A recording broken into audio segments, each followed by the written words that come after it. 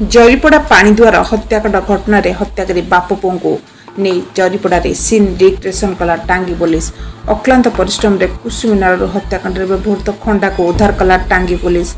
गिरफ पुओर नाम रघु बेहरा और बापांकर नाम गोपी बेहरा उभय बाप पुओं को नहीं सीन रिक्रिएशन करथिला टांगी पुलिस गतकाली संध्यारे जरीपड़ा ग्राम पंचायत डिग्री साई निकट पाणीदुआर छकरे सामान्य घटना को अरविंद बेहरा और गोपी बेहरा मध्य होता कथा कटाकटी पर खंडा चोटरे गड़ी अरविंद बेहरा मुंड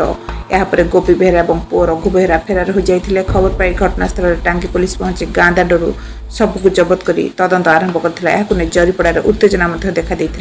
यह घटना को नहीं तदंत आरंभ कर टांगी पुलिस तुरंत हत्याकारी बापू पुओं को नहीं पुरी जिला ब्रह्मगिरी निकट में गिरफ्त कर सफल होता पुलिस निराकपुर बालंग मोबाइल टीवी।